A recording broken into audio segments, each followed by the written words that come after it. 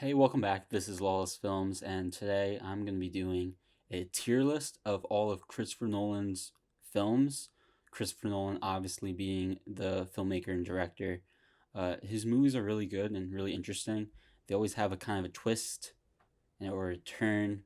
And so we're going to be looking at his 11 movies that he's made, and we're going to rank them in terms of which ranking or tier they would be in. I think I'm going to have the most perfect and accurate Christopher Nolan tier list by far, because I have the correct categories in which to rank each Nolan film. So we have True Nolan. True Nolan being his best movies, of course, that would be S tier. Chris Nolan, which is still really good movies, but not quite S tier, but still very interesting, very exciting, very good movies. Then we have Meh Nolan, which are still good movies, don't get me wrong. All of his movies are really good. But Mad Nolan is where we can start to talk about how some of his narratives kind of fall apart in some places in terms of plot. And then we have Nris Colon, which is F tier, low tier movies that just don't really feel like a Christopher Nolan movie. But if you haven't already, please click the subscribe button so you can get more of this content. Please hit the subscribe button. And let's get started. Probably the worst movie, I guess, that he's made, in my opinion, is Insomnia. So let's go ahead. Insomnia, early 2000s, I think it's 2002. This is the only Christopher Nolan film that wasn't written by Christopher Nolan, and I think that's part of the reason why I have it so low on the tier list. The film stars Al Pacino and Robin Williams. Al Pacino is this detective that works in Los Angeles, and he's got called up to Alaska to solve this girl's murder. Al Pacino accidentally kills his partner that was going to rat on him for these other crimes that Al Pacino did, and Robin Williams catches wind of that, so Al Pacino is being blackmailed into not capturing Robin Williams by Robin Williams. This film is interesting. It's good. It's exciting. It's gripping. It has also Hilary Swank in it. Why is it the worst Christopher Nolan movie? Good question. Like I said, it's not written by Christopher Nolan. It's written by a couple other people. And I think that takes away from the magic of the film. Christopher Nolan has a way of writing a script that makes the certain tea leaves or certain scenes very interesting and pay off in the end. But while this is a movie about a serial killer or a killer nonetheless, it feels kind of vanilla because the story is kind of basic for a Christopher Nolan movie. All the rest of the Nolan films are written and directed by him, so I feel like that kind of puts a leg up for the rest of the list. And we should probably continue the rest of the list because this is going to be a long video if I keep talking. But it's still a good movie. You should check it out. Next on the list, we're going to put Following. Now, Following was Christopher Nolan's first movie. It's also really short. It's only an hour and 9 minutes. It's in black and white too, which is the only Christopher Nolan movie that's in black and white. And it's about this guy who is obsessed with following other people. And then he follows this one guy too frequently who ends up being a robber, who then convinces him to rob this girl's house. And then he starts falling for the girl, and then there's a twist, there's a turn. It's a fun, I'm not going to get into it, but it's a fun, interesting movie. It's not as dynamic as the rest of Christopher Nolan's movies. A lot of other Christopher Nolan movies have a lot of action and a lot of different characters. This movie is really just about this one guy who follows other people. And then, it's because of that the drama unfolds. It's a okay movie, but the performances are okay. It's kind of stiff, but it's still a good movie, and you can see why this is his first movie because he takes the same kind of ideas of layering different ideas on top of each other. But yeah, it's these are the two films that we're gonna put in risk colon category, just because they kind of just don't feel like Christopher Nolan's other movies the way the other movies feel in terms of like the impression they make. So with that being said, we're gonna get into meh Nolan, and so right away we are going to put Interstellar in meh Nolan. Interstellar is a really good movie. It's about Matthew McConaughey, who is an astronaut or like a pilot, but then they ask him to like be an astronaut. And then he and Anne Hathaway and the space crew are supposed to go find like this other ship that was sent out to look for other life because Earth is becoming inhabitable because of like the climate change. And it's a very interesting dynamic movie. It's you can really tell that Christopher Nolan was very much influenced by 2001: A Space Odyssey, because there's a lot of similar kind of themes and similar kind of visual tricks that Christopher Nolan uses. The characters and story are interesting. Why is it Mad Nolan? The third act mainly. The third act kind of rushes and tries to explain everything very quickly, while Matthew McConaughey is out in space. Jessica Chastain is his daughter, and she's trying to figure out how to solve the crisis on Earth.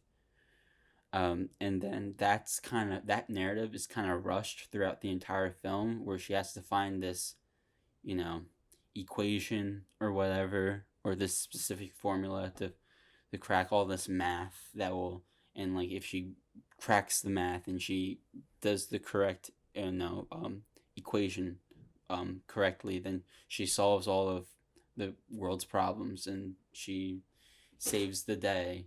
But that narrative is kind of overlooked and like doesn't really matter until the third act of the film, where it's she like figures out the equation, and then like, but you're like, why? It doesn't really feel earned.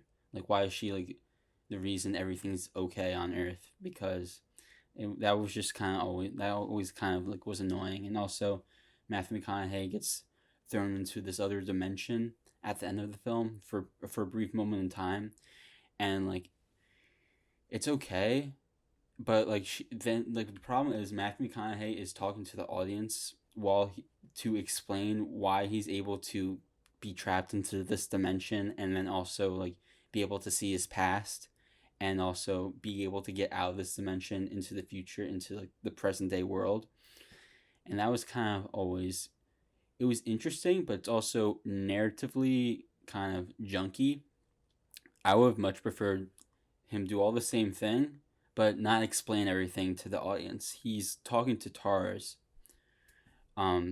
trying to explain what he's seeing, but he's really talking to Christopher Nolan's really talking to us in that moment, trying to just justify all the stuff he's doing in the third act of the film. So that's why it's meh Nolan, and you're gonna see a lot of the other films in meh Nolan have a lot of third act issues. Which brings me to my next film in meh Nolan, and that is going to be The Dark Knight Rises. The Dark Knight Rises is the third Dark Knight movie in the Dark Knight trilogy. It stars Christian Bale, and instead of Scarecrow or the Joker or Ra's al Ghul, he's fighting Bane, but Bane is kind of Ra's al Ghul's prodigy in this iteration of the Dark Knight. Gotham kind of gets held hostage by Bane while he has a nuclear bomb that can blow off and destroy the whole city. So the stakes are very high in this one, higher than they've ever been. Again, the Catwoman, played by Anne Hathaway, is also very good character, very dynamic, and very interesting. There's a reason why this is ranked lower than the other two Dark Knight movies, and again, that has to do with narrative issues of the film. Some like I said, like the third act is kind of rushed, and kind of unearned. There's this moment where Joseph Gordon-Levitt's character, who ends up being Robin, uh, he kind of just reveals that like he knows Bruce Wayne is the Dark Knight, but it's never really explained. Well, it is explained, but in a very poor way, where he just like he can just tell it's him. It's kind of just like, okay, but like how do you know really? Because like back in the day, like he like ran into Bruce Wayne, and then he ran into a Dark Knight, and he just tell or something. It was always a bad reason, but like he had to know because they had to not fit. They had to fit another scene where he finds out about the Dark Knight when really they need to keep the plot going, and he needs to like be a part of Bruce Wayne's team to beat Bane. And also like just the third act in this film, there's a part where Bane beats uh Batman, and then instead of killing him, which was like obviously that's what you do if you're Bane, you kill Batman when you have him captured. He like brings him to like a prison on the other side of the world in like the Middle East, which is just like so stupid. I thought it's like, why don't you just kill the guy? He's right there. He doesn't. He just throws him in this prison. This prison's like in this giant hole in the fucking Middle East, and then like his back's broken. Bruce Wayne's back's broken, and then Bane's in the prison with him. So Bane is able to travel like all across the world in like a blink of an eye, and it's not even explained away. He's just instantly there. It's no explanation whatsoever. The second half of the film, like Batman's just in this prison, just you know trying to go through that hero's arc of being beaten down but then rising back up again. Even though he has a broken back, he's able to escape the prison. Okay. And then it's not explained, but then like once he breaks out of the prison in like the Middle East, he is somehow able to get into Gotham, even though Gotham's on lockdown and no one's able to get in or out. But like he's able to, but it's never explained why. We just have to concede that he got in, which is kind of annoying because the film before makes a very strong effort to explain to the audience that no one's allowed in or out of Gotham, and that's where the stakes are. No one's allowed in or out, and that's like how all the drama unfolds because of that trapped sense of feeling that all of Gotham has. But it's kind of not really. You kind of really don't feel that if Batman can get in and out, and we just don't know why, but we just have to like let it happen. The Chris Nolan tier. Now all, the rest of these films are really good. I like the rest of these. The four that I mentioned before, um, they are good movies. I do have issues with them, but the rest of the films, they are good movies. I have some issues with them, but they're very small, and I have more positive things to say about them than negative things. So to start, um, we're gonna put Batman Begins in the Chris Nolan tier. Batman Begins is the first Dark Knight movie. Um, I just think it's a really good iteration of the Bruce Wayne's origin story.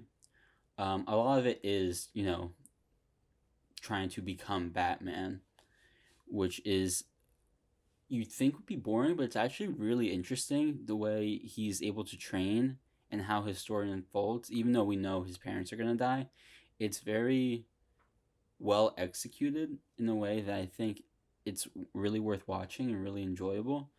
And the characters feel the most realistic in all of the Dark Knight movies. Um, the drama feels earned. Uh, the villains are very interesting.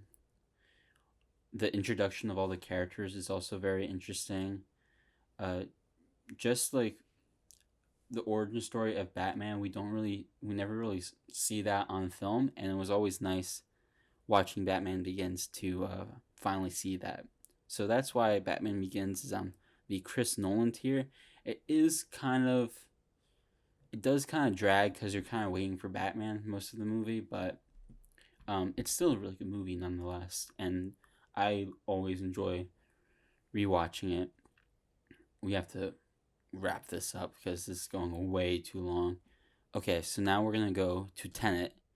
Tenet is Christopher Nolan's newest film. It's about John David Washington. He's able to, well, he's not. Well, first he's sent on this mission that requires this time travel concept called inversion. Inversion is basically like going in reverse in time, not so much as traveling from one moment in time to another, but traveling to that moment backwards or forwards. Um, it's really interesting concept. Um, it's interesting because you because of how he plays with inversion that you revisit previous scenes and with a different twist on them than what you've or a different angle or different perspective than what you previously saw. That's probably the most exciting part about the movie, seeing the different perspectives of the same scene later on in the film. Because, like Inversion, this film, at a point, the story continues, but the events that take place go backwards. Um, and it's just an interesting concept. The problem with it though is that it's kind of too complicated with that concept because like you watch this film and then you go out of the theater and then you're like, oh, did that mean that? Or when he went back to that moment, did he really see that thing? So that's like you have to watch that one multiple times. Tenet's probably the one Christopher Nolan movie. If you had to rewatch a Christopher Nolan movie to understand it, Tenet would probably be the number one movie because it's really complicated and hard to follow if you're really not paying attention. But it's still a very interesting concept. The action's very interesting. Um, the villain, it's kind of one dimensional, which is a bummer, really, because the rest of the movie is kind of fantastic. But the villain is one dimensional. His motives are kind of one dimensional, and that's kind of a bummer.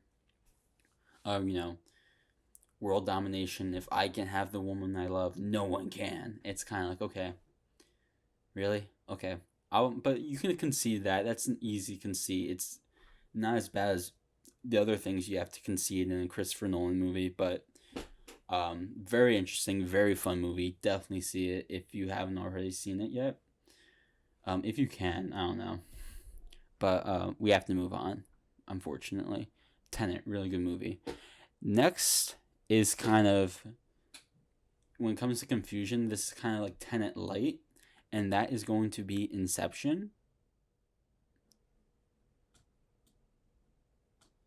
There you go. Okay, Inception. Leonardo DiCaprio has to heist people's dreams. Um, he has a team that he goes into Clinton Murphy's dream to kind of convince him to disassemble his whole father's global empire. The story is really interesting, really fun. The idea of dreams within a dream is a very interesting, cool concept. The idea of heisting a dream or inception, heisting someone's thoughts or convincing them to do different things because you influence them in their dreams is a very interesting concept. It, like I said, like if you try to pick apart the movie, you will find flaws in the film. It's not a perfect film, but it's still exciting. It's still super fun. It's still super interesting. Um, the characters do feel real. Um, just a fun action flick for the summer, really. Love Inception. Inception's a good one. Moving on. Next up in our list, a film that I like better than Inception. Some people might disagree, but is The Prestige. The Prestige, I think, is a really cool movie. It's about these two rival magicians, Christian Bale and Hugh Jackman, are rival magicians, and the whole film is about them one upping each other and feeling jealous and angry at each other for what they previously did to them.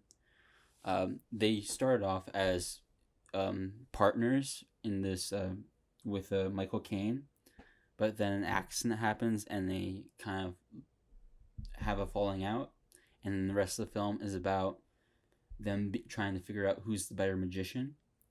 And what's interesting about this one, like the other Christopher Nolan movies, they have a lot of twists. You try to figure out how does Christian Bale's character um, perform his Invisible Man trick super well, while Hugh Jackman has to use a double for his Invisible Man trick, and it's just super interesting. It makes you really think about what magicians do in terms of the performative and technical nature of their acts, which is why like they get the best of each other because they're able to exploit each of their acts in a way that is not intended, and that creates a problem that either creates an accident or it ruins the show, one or the other. Um, so the whole film is about them trying to trick the other person and try to get inside their head, and there's a lot of multiple moments where they think they're okay, they think they're safe, they think they got the best of the other person, but then Nolan twists it, and then it turns out that no, in fact, the other person got the best of you, and you didn't realize it until the last second. Um, there is an like the rest of the Christopher Nolan movies, there is a conceit.